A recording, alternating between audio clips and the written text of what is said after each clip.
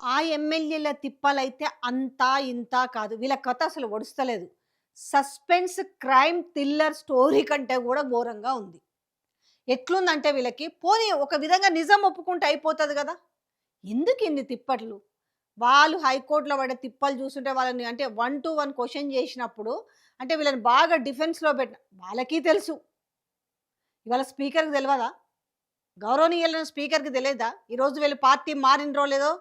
ఇవాళ తెలంగాణ ముఖ్యమంత్రి సీఎంకి తెలవదా? కండువాలు కప్పి ఆహ్వానించిండనేది.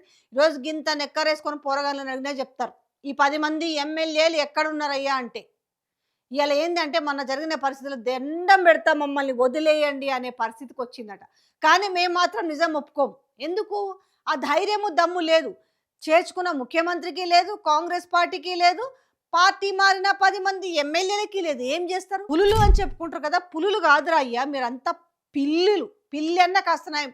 అది మ్యావ్ మ్యావ్ అంటది కానీ మీకు ఆ మ్యావ్ మ్యావ్ అనే మాట కూడా నోటి నుంచి వచ్చే పరిస్థితి లేదు. అంత ఘోరమైన పరిస్థితిలో ఉన్నారు. అరే జనాలకు అర్థమైతుంది గదా! మీరు చెప్పే ప్రతి మాట మీరు ఏ పార్టీలో ఉన్నారనేసి. ఇది ఏందో రేవంత్ రెడ్డి కప్పితే మేము చూసుకోలేదు. మేము సోషల్ మీడియా జూడలేదు. కార్యకర్తలు వాళ్ళే కండువాలు తెచ్చుకున్నారు. మేము బీఆర్ఎస్‌లోనే ఉన్నాము. మేమేదో ఢిల్లీ అభివృద్ధి పనుల మీద సీఎంని గలవాలంటే ఆయన ఢిల్లీ రమ్మన్నాడు. సో, మరక్కడ వాళ్ళెందుకున్నారయ్యా? ఖర్గే లాంటి వాళ్ళెందుకున్నారయ్యా అనంటే, దీపాదాస్ మున్షి లాంటి ఎందుకున్నారు అనంటే, దానికేమో మాకు సంబంధం లేదు.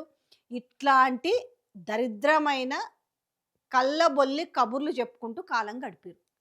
కానీ లోలోపట మాత్రం ఒక భయం. మనిషికొక మనసాక్షి ఉంటది గానీ, ఛీ! మా బతుకేందిరా నాయనా అని కనీసం వాళ్ళ లోపట అనుకోనుంటారు. కానీ బయటికి మాత్రం జనాలు ఒక వైపున మొఖాన ఉమ్మేస్తున్నా సరే, మేము మాత్రం నిస్సిగ్గుగా అబద్ధమే చెప్తాము.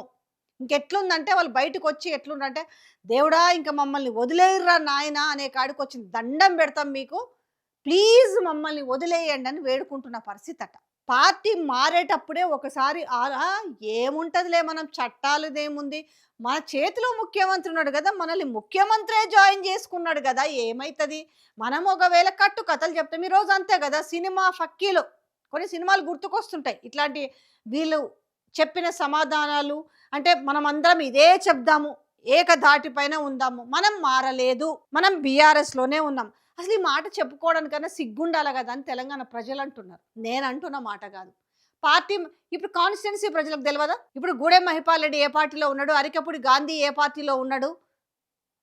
ప్రకాష్ గౌడ్ ఏ పార్టీలో ఉన్నాడు? కాళ యాదయ్య ఏ పార్టీలో ఉన్నాడు? కడియం శ్రీహరి ఏ పార్టీలో ఉన్నాడు?